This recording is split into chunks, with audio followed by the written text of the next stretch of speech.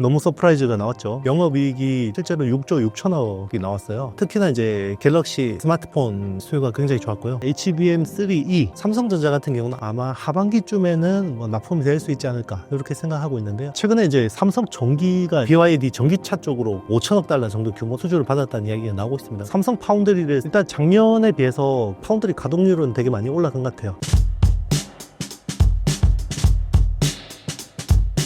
ITC 이영수라는 유튜브 채널을 운영하고 있고요. AI 텐베거 투자 작가이기도 합니다. 세 번째 책입니다. 많이 사랑해주세요. 최근 발표된 1분기 실적은 어떻게 보셨나요? 너무 서프라이즈가 나왔죠. 일단 매출도 그렇지만 영업이익이 시장 컨센서스가 한 5조 원 정도로 봤는데 실제로 6조 6천억이 나왔어요. 시장 예상치 상단보다 너무 잘 나왔는데 그럼에도 불구하고 주가는 좀 시큰둥했습니다. 수요가 굉장히 좋아서 이렇게 잘 나왔다기보다는 아무래도 지금 관세가 시행되기 전이기 때문에 일단 유통 쪽에서 재고를 미리 좀 확보하려는 니즈들이 있었던 것 같아요. 특히나 이제 갤럭시 스마트폰 수요가 굉장히 좋았고요. 그래서 모바일 사업부 쪽에서 한 4조 원 정도의 굉장히 많은 이익이 나왔고, 근데 이제 중요한 건 이거는 미리 미래 수요를 땡겨온 거잖아요. 그래서 관세가 시행되고 나서 이제 수요가 어떻게 될지에 대해서는 굉장히 많이 불안감이 있는 상존하는 상황이라고 보시면 될 것 같습니다.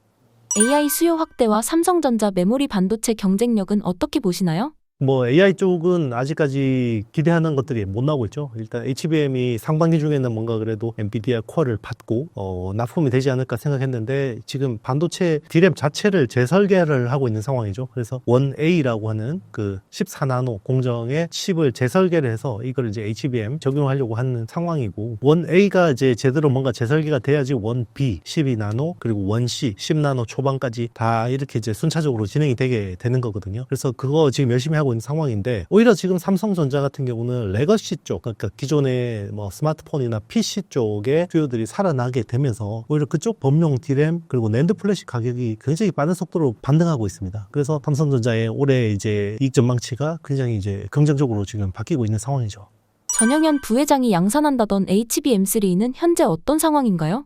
일단 HBM3E가 이제 블랙웰에 적용되는 제품인데요. HBM3 12단이 이제 블랙웰의 메인 제품입니다. 지금은 SK 하이닉스가 거의 독점적으로 납품하고 있다고 보시면 되고, 최근에 이제 마이크론이 퀄 테스트 통과를 받았습니다. 그래서 블랙웰의 일부 이원화를 하게 되는 거고, 삼성전자 같은 경우는 아직까지 퀄 테스트가 진행 중이에요. 그래서 아마 하반기쯤에는 뭐 납품이 될 수 있지 않을까 이렇게 생각하고 있는데요. 아무래도 좀 메모리 1등 기업이었는데 굉장히 체면을 많이 구겼죠. 실제로 지금 1분기 기준으로 보면, 금액 기준으로 SK 하이닉스가 D램에서 36% 마켓쉐어로 1등을 차지했고, 이게 42년 만에 처음입니다. 저기 삼성전자가 34%로 2등이고 마이크론이 25%예요. 그래서 지금 삼성전자하고 마이크론의 마켓쉐어 점유율도 한 자릿수 수준까지 줄었거든요. 그래서 9%포인트 차이입니다. 지금 굉장히 안심할 수 있는 상황은 아니다 이렇게 보고 있습니다.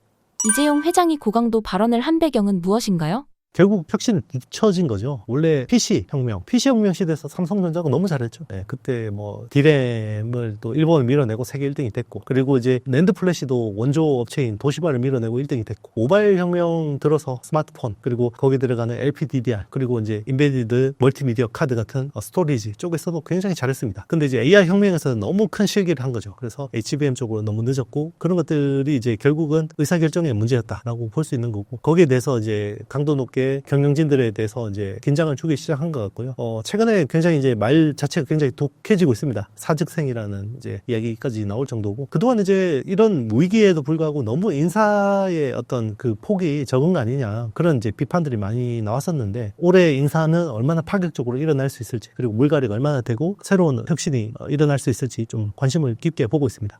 이재용 회장의 고강도 발언 이후에 딱히 달라진 점은 없는 건가요?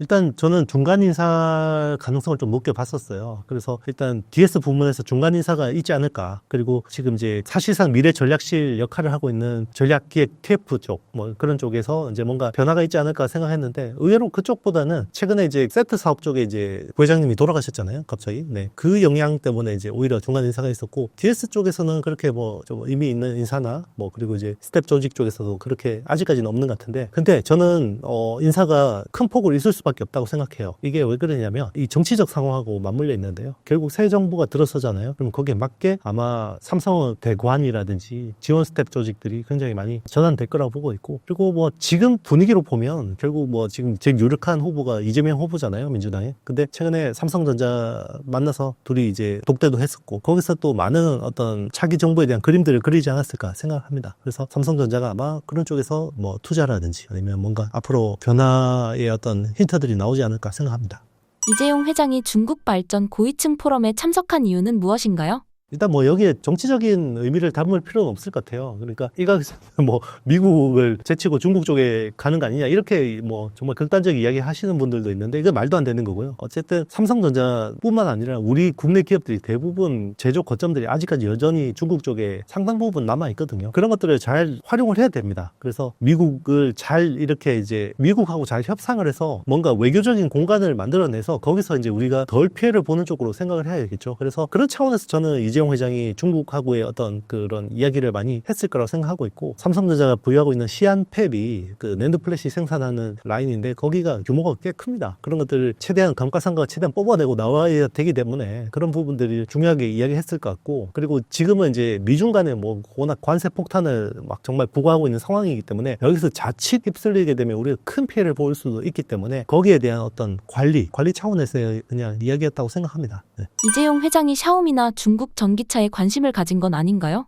최근에 이제 삼성 전기가 이제 그 MLCC라고 하죠. 멀티 세라믹 콘덴서. 그쪽에 BYD 전기차 쪽으로 굉장히 큰 규모의 수주를 받았다는 이야기가 나오고 있습니다. 그래서 5천억 달러 정도 규모다. 뭐 이런 이야기까지 나오고 있는데 그런 쪽에서 뭔가 협력이 나오고 있는 것 같아요. 그리고 이제 뭐 반도체 쪽도 메모리도 충분히 그런 쪽도 가능하겠죠. 뭐 지금은 핸드셋 쪽이 메인이죠. 스마트폰이나 PC 쪽에 이제 메인으로 납품하고 있는데 점점 더 이제 자동차 자체가 이제 점점 더 전장화되고 거기에 전자 부품들이 많이 필요해지기 때문에 거기서 뭔가 또 삼성 그룹의 차원에서 뭔가 좀 이제 기회를 잡으려고 좀 하는 것들이 있는 것 같고, 그 어떻게 보면 그 신호탄이 저는 삼성 전기 MLCC의 BYD 혁명이라고 볼 수 있고요. 그리고 최근에 이제 뭐 부상하는 중국 기업들이 되게 많습니다. 샤오미도 워낙 지금 잘하고 있고요. 샤오미도 전기차 지금 굉장히 잘하고 있거든요. 그런 쪽에서 계속해서 공간을 넓혀가는 게 중요할 것 같아요. 미국의 신비를 거스르면서까지 뭔가 비즈니스를 할 필요는 없지만 미국이 하지 말라는 거 빼고는 해도 되는 거잖아요. 거기서 이제 너무 과잉으로 해서 오히려 막 그 비즈니스 기회를 외면하는 경우도 있는데 그런 정도는 아니다. 그래서 좀 더 뭔가 우리가 어떤 외교적인 공간을 확보해서 거기서 뭔가 기회를 잡겠다. 그 정도 아닐까 생각합니다. 삼성전자 입장에서는 지금 그런 것 같아요. 삼성 파운드리 생산의 현재 상황은 어떤가요? 일단 작년에 비해서 그 파운드리 가동률은 되게 많이 올라간 것 같아요. 작년 같은 경우는 파운드리 가동률이 거의 70% 언더로 떨어졌었거든요. 그래서 실제로 일부 라인들은 셧다운을 하기도 했었고요. 근데 작년 말에 영업통 사업부장이 왔잖아요. 그래서 열심히 영업을 해서 팹을 채우고 있는데 여전히 적자 상황입니다. 그래서 여전히 적자하고 이거는 이제 고객이 부족해서 그런 거고요. 물량이 부족하면 결국 그 감가상각의 비용도 못 맞추는 상황이거든요. 그래서 지금 분기에 보면 우리가 빈 메모리라고 하는 쪽에서 거의 2조 가까이 적자가 나고 있는 상황인데 그런 것들을 이제 적자를 줄이기 위해서 계속해서 노력하고 있고, 여기를 이제 채우는데 중요한 수요처 중에 하나가 이제 중국 팹리스라고 보시면 될 것 같습니다. 국내에 있는 팹리스 업체들 다 합쳐도 한 300개 안 되거든요. 300개 안 되고 그 중에서 삼성 파운드리를 쓰는 첨단 공정을 쓰는 업체들은 10%도 안 됩니다. 그러면 실제로 몇십 개 안 되는 거죠. 근데 중국에는 삼성 파운드리 잠재 고객이라고 하는 팹리스 업체들이 3,000개가 넘어요. 그러니까 그쪽은 굉장히 기회가 많은데, 다만 이제 또 중국의 어떤 너무 이렇게 이제 비즈니스를 하다 보면 미국하고의 관계가 불편해지면 안 되는 부분들이죠. 그런 것들을 좀 잘 관리하면서 해야 되는 것 같습니다.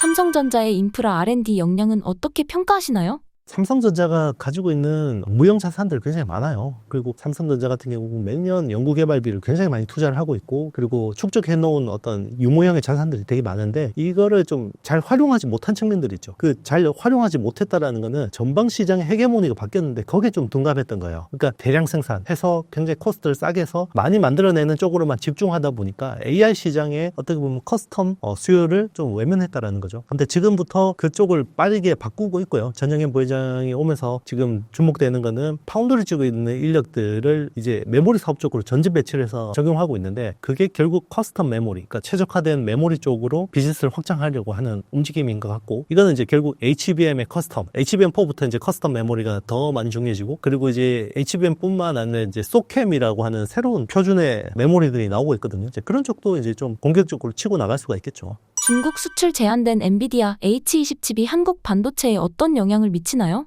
좋지 않은 상황이죠. 만약에 지금 엔비디아의 전체 매출에서 중국 그래도 매출 비중이 20%가 넘거든요. 적은 규모는 아닙니다. 그런데 저는 H20의 제재 같은 것들을 길게 끌고 가기는 힘들 거라고 생각해요. 트럼프 자체가 이미 지난번에 약점이 노출됐고요. 트럼프 취임 초에는 뭐 워낙 강력하고 그리고 이제 의회까지 공화당이 장악했기 때문에 워낙 탄력이 받던 상황이었고, 근데 얼마 전에 이제 미 국채 금리가 튀어오르면서 화들짝 놀랐잖아요. 거기서 약점이 이미 노출된 거예요. 그래서 지금 트럼프가 더 세게 밀고 가기는 쉽지 않은 건데, 지금은 이제 오히려 약한 모습 보여주면 더 궁지에 몰릴 수 있다 이런 생각을 하는 것 같아요. 그래서 오히려 조금 이제 더 지금은 무리를 해서 좀 강한 척 블러핑을 하는 것 같은데, 그 일환으로 지금 H20 칩 제재 조치를 한 것 같아요. 그래서 이거를 길게 끌고 가기는 쉽지 않다라는 부분이 있는데, 우선은 실리콘밸리에 트럼프를 지지했던 사람들이 있죠. 이제 기술 리더들 그리고 월가의 어떤 사람들이 트럼프를 지지했었는데, 계속해서 주가가 내리다 보면 그 사람들이 이제 한계가 오는 거죠. 이제 인내 한계가 오는 거고, 거기에 대해서 이제 지지해서 이제 완전히 그냥 안티로 돌아설 수가 있는 상황이고요. 그리고 이제 그게 트럼프의 어떤 지지율에서도 지금 굉장히 안 좋은 시그널들이 나타나고 있습니다. 그래서 저거는 어떻게 보면 중국과의 협상을 더 강하게 요구하기 위해서, 좀 더 이제 센 척하기 위해서 취한 조치라고 생각되는데, 저게 어떻게 보면 저는 어떻게 보면 준비되지 않는 긴박한 조치라고 보는 이유가, 얼마 전에 젠슨 황이 트럼프하고 마럴하고 리조트에서 만났어요. 만나고 나서 어떤 딜을 했냐면, 엔비디아는 H20에 대한 추가 제재는 없을 거다라고 이야기했고, 대신에 우리가 4년 동안 미국에다가 AI 관련된 투자를 5천억 달러 투자하겠다 이야기를 했었거든요. 근데 하루 만에 트럼프가 말을 바꿔버린 거거든요. 그래, 뭐 트럼프가 젠슨 황이 뒤통수를 쳤다 이렇게 생각할 수 있겠지만, 자, 이런 식으로 다 나온다 그러면 미국의 테크 기업들이 누가 트럼프하고 협상을 하려고 하고 신뢰를 가져갈 수가 있겠어요? 똑같겠죠. 국가 간에도. 자, 저런 식으로 그게 한두 번은 사람들 상대방이 당하겠지만, 트럼프가 계속해서 협상했던 것들을 바로 다음날 뒤집어버리고 그러면 누가 협상을 하려고 하겠습니까? 저거는 길게 끌고 가기 쉽지 않은 거고, 그리고 뭔가 준비되지 않은, 어떻게 보면 좀 몰려서 취한 조치라고 생각이 들고 있고, 저는 또 반대로 뒤집을 가능성이 굉장히 높다고 생각합니다.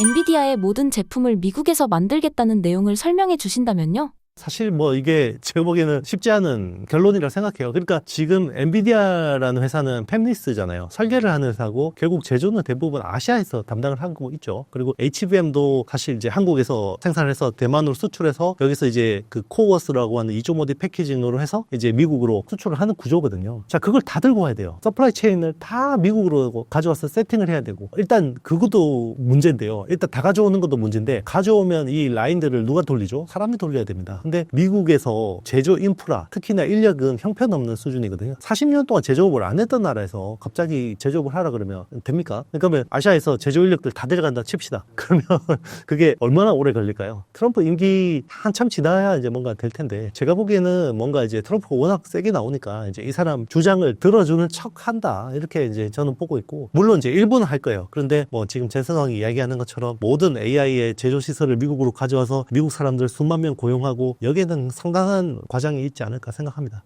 네. 앞으로의 삼성전자 투자 포인트는 어디에 있을 것으로 보시나요? 일단 삼성전자는 지금 레거시 메모리 가격 턴어라운드만으로도 충분히 지금은 매력적인 구간이라고 볼 수 있고요. 일단 2분기는 뭐 반등을 확실하게 했었고, 이제 3분기에 이게 지속될지 여부가 되게 중요할 것 같은데, 저는 3분기에도 좀 더 이제 지속될 수 있을 거라고 생각해요. 근데 중요한 거는 그 뒤에 있는 수요를 상당 부분 땡겨 측면들이 있다는 거죠. 그 관세가 만약에 90일 유예 조치가 되고, 또 만약에 추가 유예가 된다 그러면 어떻게 될까요? 또 재고를 축적해 놓으려는 니즈들이 있을 거거든요. 그래서 이제 적어도 저는 뭐 상반기까지는 놓고 보면 주가는 충분히 좋을 수 있다. 근데 하반기는 굉장히 불확실하다, 이렇게 보고 있습니다. 최근 계속되는 TSMC의 악재에 대한 상황을 설명해 주신다면요? TSMC는 대만을 지키는 신성한 산이죠. 네, 호국 신산이라고 하는데, 정말 이제 대만을 지키기가 점점 버거워지고 있다는 생각이 듭니다. 기술적으로 보면 사실 TSMC를 대체할 회사가 없죠. 네, 그래서 사실 대만이 좀 더 강한 나라였다, 국가가 뭔가 좀 미국하고 협상을 할 수 있는 그 정도의 뭔가 여력이 있는 나라였다 그러면 저런 취급을 받지는 않았을 거예요, TSMC가. 근데 지금 뭐 대만이라는 국가 자체가 지금 너무 이제 미국한테 끌려갈 수밖에 없는 상황이고, 그리고 이제 뭔가 미국이 도와주지 않으면 중국의 침공의 리스크 리스크에 지금 노출되어 있는 상황이잖아요. 홍콩이나 뭐 이런 사태를 보면서 굉장히 공포스러울 것 같아요. 대만 입장에서는. 그래서 지금은 미국이 억지를 부려도 지금 들어줄 수밖에 없는 상황이고, 그리고 이제 TSMC의 어떤 첨단 기술이 탐나잖아요. 미국 입장에서는. 그래서 가져오고 싶죠. 말도 안 되는 요구들을 하고 있는데, 일단은 지금 TSMC가 다 들어주는 것처럼 보입니다. 미국에다가 1,000억 달러를 투자하고, 뭐 지금 본사에 있는 라인 수준의 최첨단 공정을 미국에다가 뭐 깐다 이런 이야기까지 막 하고 있는데, 저것도 제가 보기에는 상당 부분은 시간 끌기용일 가능성도 있다. 네. 일부는 하겠지만 저는 지금 이야기하는 정도의 수준으로 제조 라인을 미국으로 가져가지는 않을 거다. 왜 그러냐면 이미 그렇게 세팅이 돼버리면 미국 입장에서는 대만을 지켜줄 이유가 더 없어집니다. 그러니까 일단은 트럼프의 심기를 거스르지 않으면서 최대한 뭔가 하는 신용을 하지 않을까. 지금 이제 그거는 삼성도 마찬가지죠. 삼성도 지금 테일러 파입에 투자 뭐 하는 것들이나, 현대차도 지금 뭐 트럼프의 어떤 요구에 맞게 미국 내 투자를 확대하는 것들, 그런 것들이 지금 발표들을 정확하게 진짜 100%다 될까. 그거는 몇 년 지나서 확인이 되겠지만, 몇 년 지나고 나면 상당 부분은 조금 이제 지금 계획대로는 안 될 거다. 굉장히 지금 이야기하는 것보다 적게 투자가 될 거다, 이렇게 생각합니다. 2나노 반도체에서 삼성과 TSMC의 현 상황은 어떤가요? 3나노부터는 사실 TSMC가 압도적이라고 생각하고 있고요. 2나노도 마찬가지입니다. 그래서 3나노, 2나노부터는 TSMC가 거의 뭐 한 세대 이상의 기술을 앞서 있다고 생각해야 될 것 같고요. 그럼에도 불구하고 지금 4나노, 5나노에 대한 수요도 많은데, 4나노, 5나노 파운드리를 할 수 있는 회사가 전 세계에 TSMC를 빼면 삼성 파운드리밖에 없죠. 그런 쪽에서 지금 충분히 낙수 효과를 누릴 수 있고요. 그리고 그쪽도 굉장히 어떻게 보면 물량을 많이 받아오면 이게 또 기회가 될 수 있습니다. 3나노, 2나노 같은 경우는 열심히 연구 개발을 하고 있지만 여기서 뭔가 좀 가시적인 성과가 나오기까지는 좀 더 시간이 필요하지 않을까 생각합니다.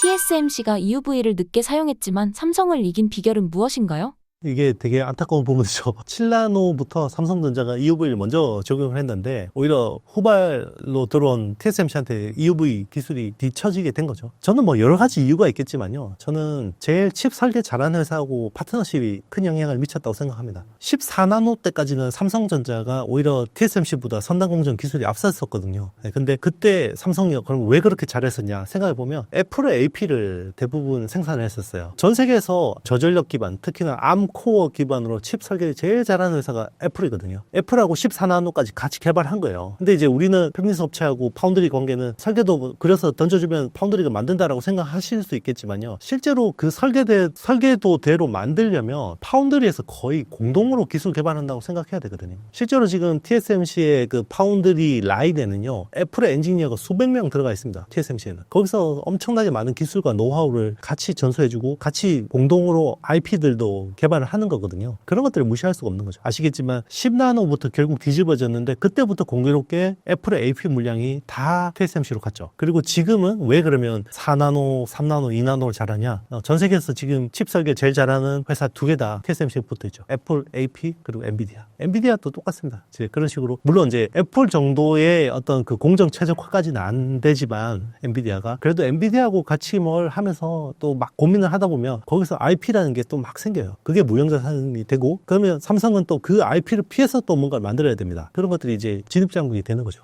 삼성보다 먼저 수요를 잡은 TSMC의 GAA 공정은 어떻게 보시나요? 네, 똑같습니다. 결국은 좋은 설계 파트너가 있어야 돼요. 파운드리라는 거는 설계를 잘하는 애하고 제조를 잘하는 애가 붙어야지 되는 거거든요. 삼성이 설령 제조 쪽에서 엄청난 기술을 가지고 있다, 확보를 했다 하더라도 결국 설계를 잘하는 업체하고 뭔가를 해야 되는데, 지금 구조는 설계를 엑시노스 같은 자기네들의 이제 엑시노스에서 설계한 것들을 가지고 이제 파운드리를 만드는 거잖아요. 엑시노스 설계팀도 훌륭하신 분들이지만 결국 뭐 애플이나 엔비디아의 설계팀들하고 비할 바는 아니잖아요. 그런 것들이 이제 아무래도 똑같거든요. 이제 게이트 올어라운더라는 새로운 것들을 도입하게 되면 공정상에서 뭔가 많은 버그들이 나옵니다. 문제들이 나오거든요. 자, 이거를 공정 기술로만 회피를 하려고 하면 굉장히 어려움이 많아요. 설계 쪽에서 뭔가 이거를 약간 그 백업을 해주면 공정 쪽에서 약간 그런 문제들이 쉽게 풀릴 수가 있거든요. 공정만 가지고 이걸 막 문제를 해결하려고 하면 난이도가 너무 높아지는 거죠. 그래서 사실 설계하고 공정이 같이 갈 수밖에 없는 겁니다. TSMC가 한 단계 뒤처진 기술을 적용하는 이유는 무엇인가요?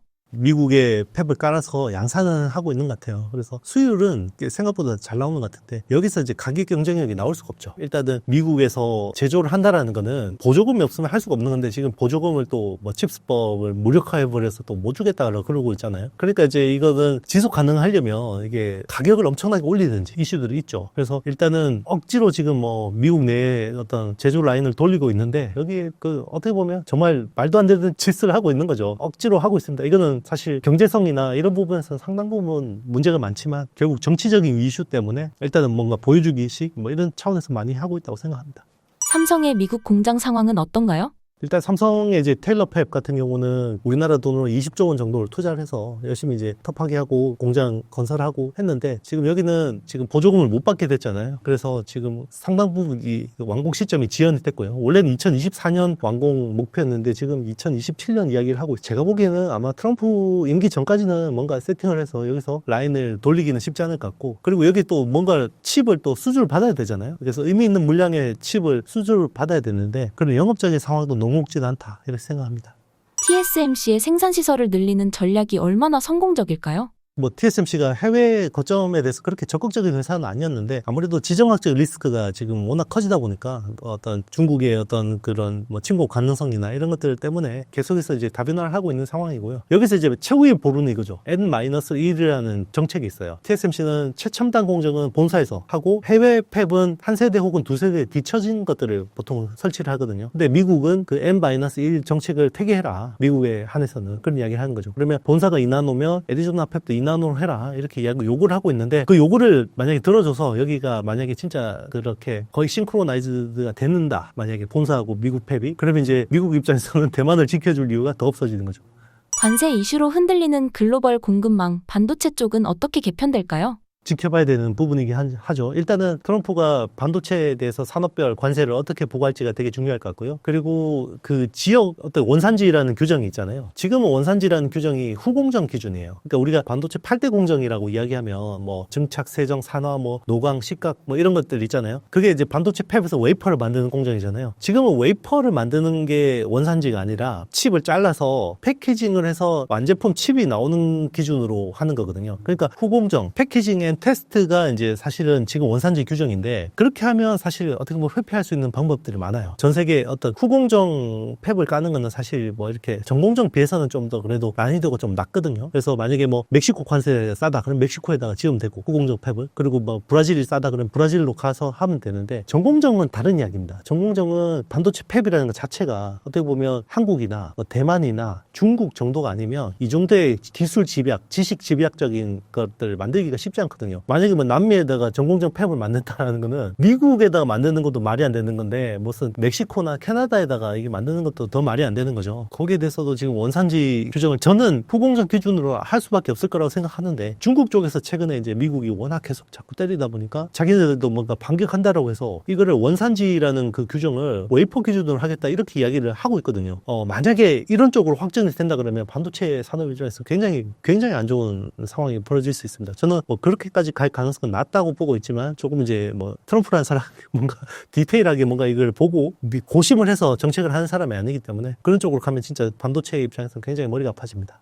반도체 시장은 관세가 없어서 어떤 혜택을 받았나요? 뭐 그동안에 반도체라는 건 원래 관세가 없습니다. 세계 어떤 뭐 곳으로 가든 반도체에 관세를 부과하는 게 없는데 지금 트럼프가 이제 사상 초유의 상황으로 반도체에다 관세를 부과하겠다라고 하니 불확실성이 커지는 건데, 근데 한편으로 보면 만약에 반도체에 대해서 관세를 부과를 하고 세트 제품에 대한 관세는 중복으로 부과를 하지 않는다라고 한다 그러면 오히려 그게 나을 수도 있어요. 예를 들면 그런 거죠. 애플이 중국에서 아이폰을 제조하면 800불 정도 원가가 나오는데 800불에다가 지금 145% 관세를 붙인다 그러면 이게 1200불을 더 내야 되는 거잖아요. 2000불 주고 사야 되는 거죠. 미국 소비자들은. 근데 반도체에 대해서만 관세를 부과한다. 그러면 만약에 아이폰의 반도체 원가가 한 200불이라 그러면 200불에 대해서 25% 부과한다 그러면 50불 더 추가하면 되는 거거든요. 그러면 800불 제품이 850불 되는 효과밖에 안 되기 때문에 이건 충분히 흡수가 할 수 있는 거죠. 이제 여기서 전제는 반도체 관세를 부과하면 세트 제품에 대해서 관세를 부과를 뭐 이렇게 중복을 하지 않는다. 이런 조치들이 있다 그러면 오히려 그게 나을 수도 있습니다. 미중 기술 전쟁 속 TSMC가 미국에 종속된다는 비판은 어떻게 생각하시나요?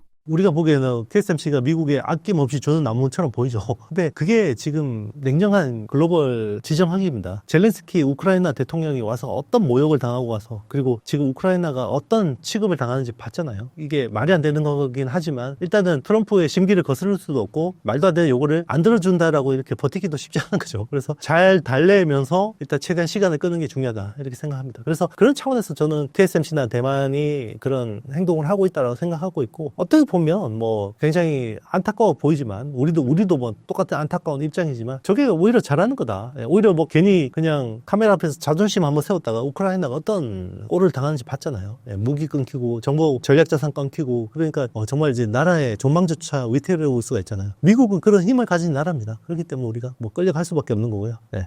한국 반도체 기업들이 중국에 어떤 수혜를 보았나요? 일단 이제 중국이 경기가 너무 안 좋으니까 작년 말부터 이구 환신이라는 정책을 시행을 했죠. 그래서 이구 환신이라는 건 예전에도 많이 했습니다. 경기 부양하기 위해서 헌 제품을 바꾸면 새 제품을 바꾸면 이제 보조금을 지급해주는 정책인데, 자, 이번에 이구 환신 정책은 과거하고 달랐던 게 스마트폰하고 노트북 PC 같은 이런 디바이스들을 포함을 시켜줬어요. 그러니까 이제 중국 소비자들 입장에서는 그동안 이제 막 스마트폰이 다 그냥 다 깨져가지고 액정 깨져가지고 다 떨어져도 그냥 썼죠. 돈이 없으니까. 근데 이제 이구 환신 정책 때문에 많이 바꿨고요. 그러면서 사실 그동안에 악성 재고들이 되게 많았거든요. 작년 하반기부터 스마트폰이나 PC 쪽에서 악성 재고들이 많았는데 그게 좀 많이 완화되는 효과를 줬고, 그게 메모리 가격, 반등 속도를 좀 빨리 일으킨 측면들이 있습니다. 이구환신 정책을 상반기는 톡톡히 봤다라고 볼 수 있는데 이게 이제 점점 소진돼 가는 거죠. 정책적인 에너지가. 그래서 이제 하반기에도 이게 얼마나 지속될지는 좀 더 지켜봐야겠죠. 그리고 중국 뭐 재정 여력이라는 게 한계가 있고 자국의 뭐 부동산 경기라든지 이런 취약점들이 있잖아요. 그런 것들 다 감안해서 봐야 되기 때문에 좀 더 지켜봐야 될 것 같아요. 좋은 거 안 좋은 거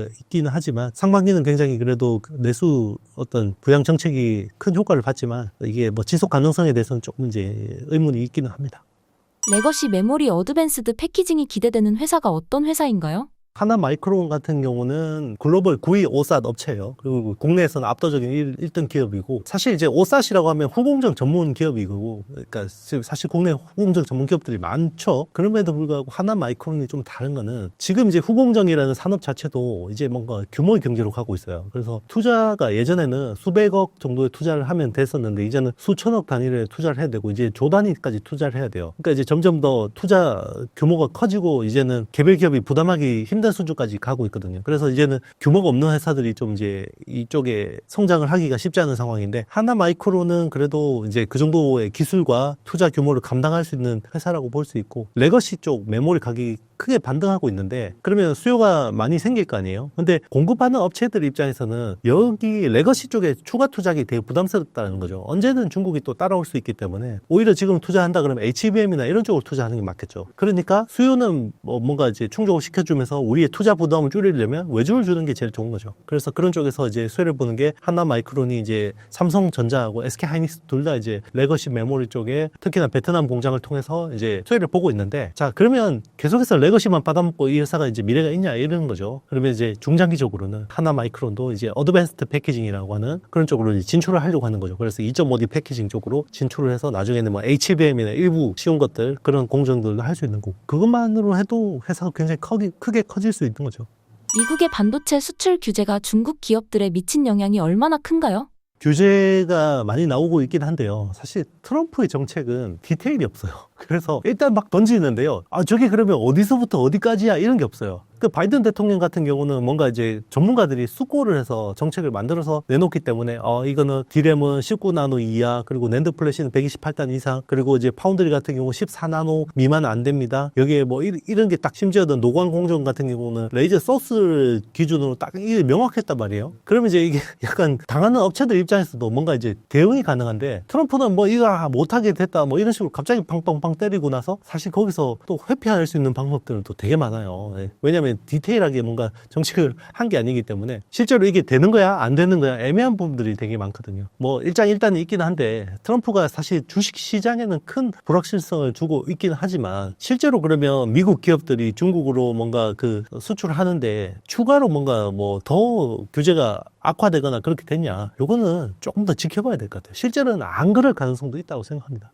이런 제재에도 중국 반도체 산업이 계속 성장 가능한 이유는 무엇인가요? 중국 정부가 천문학적인 자금을 계속해서 투자를 해줬고요. 엄청난 펀드를 만들어서 계속해서 정말 자금을 정말 엄청나게 투입을 해줬고요. 그러면서 자국 기업들의 기술 축적이 많이 이루어진 측면들이 있고, 그리고 이제 그렇게 막 자금을 무작위로 막 쏟아보면 버블이 일어나잖아요. 그리고 이제 버블이 딱 꺼질 때 구조조정을 또 정말 기깔나게 잘 합니다. 어떤 식으로 하냐면, 우리나라는 구조조정을 하면 이게 잘 안 되고 하는데 중국은 딱 진짜 죽일 기업, 살릴 기업 딱 만들어서 살아남은 기업들이 죽은 기업들의 기술을 다 흡수할 수 있게 만들어요. 그래서 딱 그 구조조정을 하고 그러면 이제 살아남은 선두 기업이 정말 강력한 경쟁력을 가지게 되는 거죠. 실제로 반도체 장비 쪽에서 그런 회사들이 대표적으로 이제 나우라라는 회사 있어요. 나우라 그리고 에이맥이라는 회사가 이제 그런 식으로 성장해서 주요한 뭐 증착이나 식각이나 이런 쪽 공정에서 중요한 역할을 하게 됐고 글로벌 탑 10 안에 이제 들어갈 정도로 규모와 기술을 확보하게 된 거고 그리고 이제 반도체 회사들도 똑같죠. 예전에 막 정말 말도 안 되는 회사들이 막 중국 정부 자금 받아 먹으려고 사기치고 막 이런 경우도 많았잖아요. 지금 보면 파운드리는 SMIC가 확실하게 자리 잡았고 그리고 디램 같은 경우는 CXN, 낸드 플래시 같은 경우는 YMTC가 딱 자리 잡아가지고 이런 과정을 거치면서 이제 살아남은 거죠. 중국이 한국 기업으로부터 언제쯤 자립할 거라고 보시나요? 일단 하이엔드 쪽은 사실 중국도 여전히 한국 기업들, 한국 메모리 반도체를 쓸 수밖에 없어요. 특히나 이제 뭐 HBM이라든지 뭐 DDR5라든지 이런 선단 공정 쪽은 아무래도 중국이 EUV라는 장비를 쓸 수 없고 그리고 이제 그런 이제 제약들이 있기 때문에 여전히 이제 한국 칩에 의존하고 있는데 기존에는 로우엔드 쪽만 하다가 이제는 미들엔드까지 막 따라오고 그러다가 결국 나중에 하이엔드까지 따라오는 게 이제 그동안의 중국의 수순이었잖아요. 그래서 최대한 하이엔드 쪽은 우리가 시간을 버는 게 중요한 것 같고 하이엔드 쪽에서 우리가 뭐 좀 더 헤게모니를 지키려면 지금 하이엔드 메모리 시장은 점점 더 주문형화되고 가고 있습니다. 그래서 기존에 범용 대량으로 생산하는 제품보다는 고객사가 원하는 대로 커스터마이징해서 만드는 것들이 점점 더 중요해지고 있기 때문에 예를 들면 HBM이라든지 아니면 소캠이라든지 자 이런 식으로 점점 고객사 맞춤형 메모리들이 중요해지고 있는데 그런 쪽에서 우리가 정말 경쟁력을 가지고 있어야지 이제 중국이 추격해오는 그런 것들을 충분히 시간을 끌 수 있지 않을까 생각합니다. 중국 반도체가 5에서 10년 내에 글로벌 시장에서 어떤 포지션을 갖게 되나요? 로엔드 시장, 범용 시장에서는 사실 중국의 레드오션화, 중국 기업들의 시장 점유율이 빠른 속도로 올라갈 거라고 보고 있고요. 그래도 하이엔드 쪽은 그래도 시간은 좀 벌 수 있는데 여기도 안심할 수 있는 상황은 아니에요. 또 중국도 하이엔드 시장을 따라오려는 그런 의지도 있고 중국의 커스텀 메모리의 어떤 최종 엔드 수요처가 결국 AI 기업들이잖아요. 그런 쪽도 지금 중국의 AI 기업들이 워낙 빨리 성장하고 있고 하기 때문에 그런 것들도 좀 무시할 수 없죠. 최근에 보면 이제 화웨이가 설계한 그 어센드 910C 같은 칩들 은 엔비디아의 중국향 칩 H20 수준에 근접했다. 오히려 뛰어넘었다. 이런 이야기도 많거든요. 하이엔드도 중국 보조금 정책으로 인해 따라잡힐 가능성이 있다고 보시나요? 네, 불가능하다고 보지는 않습니다. 다만 우리 입장에서는 최대한 시간을 좀 오래 끌어서 그 사이 우리가 좀 더 한 단계 더 점프할 수 있도록 도약할 수 있도록 시간을 끄는 게 중요하다고 생각합니다. 현재 테슬라 주가가 반토막으로 떨어진 이유는 무엇인가요? 일단 표면적인 이유는 테슬라의 자동차 판매량, 인도량이 떨어졌다라는 게 이제 표면적인 이유인데 근본적으로는 지금 트럼프 리스크라고 생각합니다. 트럼프 트레이드의 핵심 종목이 사실 테슬라하고 팔란티어였거든요. 그러니까 테슬라하고 팔란티어는 사실 대선 때부터 트럼프한테 전폭적으로 지지를 했던 실리콘밸리의 인물들이거든요. 그게 또 그리고 페이팔 마피아라고 하는 이제 사실 팔란티어는 또 이제 일론의 어떤 페이팔 때 동료였던 피터 틸이 또 이제 창업했던 회사고 그래서 이제 그 회사들이 트럼프 트레이드 효과로 인해서 주가가 많이 올랐죠. 트럼프 트레이드 기간 동안. 그런데 트럼프가 이제 관세를 가지고 막 쇼크를 내니까 트럼프 쇼크로 또 가장 많이 빠진 기업들이 테슬라하고 팔란티어라고 볼 수 있는 건데요. 근데 이제 결국 테슬라의 주가는 결국 휴머노이드 로봇 쪽에서 뭔가를 보여줘야 된다. 이제는 자동차보다는 이제 AI 로봇이다. 이렇게 생각을 합니다. 테슬라 불매 운동까지 벌어진 머스크 혐오. 어떤 행동이 비판받는 건가요? 일단 이제 머스크가 트럼프 행정부의 장관으로 입각을 했잖아요. 별정직이긴 한데 도지라고 해서 정부 효율부라는 장관을 그리고 이제 공무원들을 정말 무자비하게 해고를 하고 있잖아요. 우리 뭐 흔히 이야기하는 칼잡이라고 하죠. 손에 엄청나게 피를 묻히고 있죠. 그러니까 이제 그 이미지가 안 좋아질 수밖에 없고요. 그리고 트럼프의 이 또 무지막지한 또 세계 질서 재편에서 또 일론이 또 중요한 역할을 하다 보니까 사실 그 테슬라 전기차의 어떤 장점은 일론이라는 인물이 가지고 있는 혁신적인 이미지 기업가적인 이미지 이런 것들이 사실 무형의 자산이었거든요. 근데 지금은 오히려 일론의 그 이미지 때문에 오히려 더 안 팔리고 그리고 오히려 테슬라 자동차에다 불을 지르거나 이런 이제 테러를 하거나 이런 일들이 많이 벌어지고 있기 때문에 그게 오히려 지금 테슬라의 주가를 누르는 요인이 되고 있다고 볼 수 있고 실제로 얼마 전에 이제 일론이 도지 장관을 이제 그만둘 수 있다라는 이슈가 나올 때 그때 진짜 테슬라 주가가 엄청나게 올랐거든요. 지금 이제 시장 반응만 봐도 알 수 있는 거죠. 머스크가 정치 권력에 접근하는 이유는 무엇인가요? 그러니까 이제 뭐 일론이 궁극적으로 하고 싶은 거는 세계 최고의 거부가 됐잖아요. 궁극적으로 하고 싶은 거는 화성에다가 또 다른 지구를 카피하는 거거든요. 이걸 이제 테라포밍이라고 하는데, 그러려면 결국 AI가 필요하고, 그 AI를 구현할 수 있는 물리적 AI가 필요하고, 물리적 AI는 결국 휴머노이드 로봇이나 아니면 자율주행 같은 이런 디바이스들이 필요한 거고요. 그리고 이제 네트워크가 돼야 되잖아요. 그러면 결국 지구하고 화성하고 네트워크를 어떻게 하겠어요? 우주 사이에서 통신할 수밖에 없잖아요. 그게 결국 스타링크라는 컨셉이고요. 화성에다가 만약에 테라포밍을 했을 때 거기서 또 여러 가지 경제 활동이 일어나잖아요. 사람들이 여기서 뭐 자원을 채굴 해서 팔고, 여기서 또 뭐 먹고 살고, 집도 사야 되고, 뭐 그럼 거래를 뭘로 하겠어요? 달러 가지고 거래를 할 수는 없겠죠. 그러면 이제 여기서 블록체인이라는 또 기술, 그래서 뭐 도지라는 코인에 대해서 또 관심이 많은 거고, 자, 그런 식으로 다 이제 하려면, 자, 이런 것들 다 하려면 결국 뭐가 중요하냐면 규제가 완화가 돼야 돼요. 자기가 원하는 대로 규제가 완화돼야 되는데, 기존의 정치 권력들은 일론이 생각하는 그 속도를 못 맞춰준단 말이에요. 일론이 하고 싶어하는 스페이스X나 이런 것들도 결국은 정부의 규제 완화가 필요한 거고요. 그런 것들을 다 하려면 결국 자기가 오히려 뭔가 정치권의 핵심에 근접해서 자기가 이 규제를 주무르는 게 낫겠다라고 생각한 것 같아요. 그래서 이제 트럼프를 지지를 했고, 트럼프한테 신임을 얻어서 도지 장관을 또 맡게 됐고, 거기서 또 자기가 앞으로 그리는 그림대로 규제를 또 잘 세팅할 것 같아요.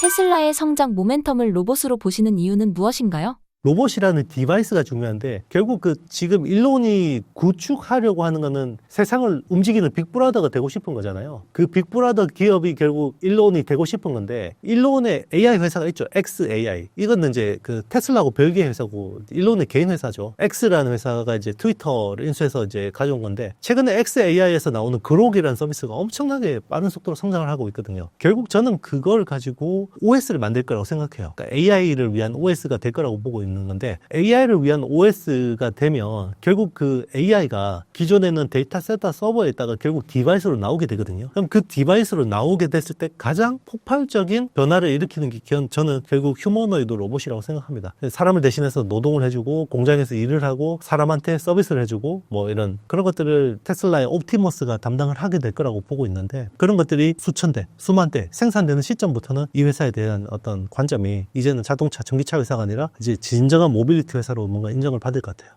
테슬라의 중국, 유럽 시장 점유율 감소의 대응 전략은 무엇인가요? 결국은 OS나 소프트웨어를 통해서 수익을 내려는 거거든요. 하드웨어 팔아서 돈을 벌려는 건 아니에요. 그러려면 결국 디바이스를 싸게 많이 뿌려야 되거든요. 근데 지금처럼 이미지가 안 좋아지면 테슬라의 어떤 중장기 성장 전략에 문제가 생길 수 있어요. 근데 일론은 자기가 이제 지금 할 일을, 정부에서 할 일을 하고 나와서 충분히 그걸 또 이미지를 바꿀 수 있다라고 생각하는 것 같아요. 순식간에 자기는 그걸 통제할 수 있다라고 생각하는 것 같고요. 그렇게 되면 다시 또 좋은 이미지로 또 테슬라가 좋은 제품을 싼 가격에 널리 보급을 해서 일론이 그리는 그림대로 뭔가 이끌고 갈 수 있다고 생각할 것 같아요. 네. 장기적으로 테슬라의 핵심 리스크와 기회 요인은 무엇인가요? 말 그대로 디바이스를 많이 보급을 해야 되는데 이미지가 안 좋아져서 계속해서 차량 판매 그 인도량이 떨어진다 그러면 결국 규모의 경제에서도 이게 안 되는 거잖아요. 그러니까 이제 그런 부분에서 좀 이제 우려가 있을 수가 있는 거고요. 그리고 이제 저는 그 XAI 그록이라는 서비스가 워낙 빠른 속도로 빨리 발전하고 있고, 결국은 그 그록하고 테슬라의 도조 시스템이 어떤 식으로 융합이 돼서 시너지를 낼지가 되게 중요할 거라고 생각하거든요. 디바이스 단에서는 결국 옵티머스, 그 시스템 소프트웨어 단에서는 기존의 도조 시스템과 XAI의 그록의 어떤 컨버전스, 거기서 뭔가 중요한 트리거가 나올 수 있다고 생각합니다.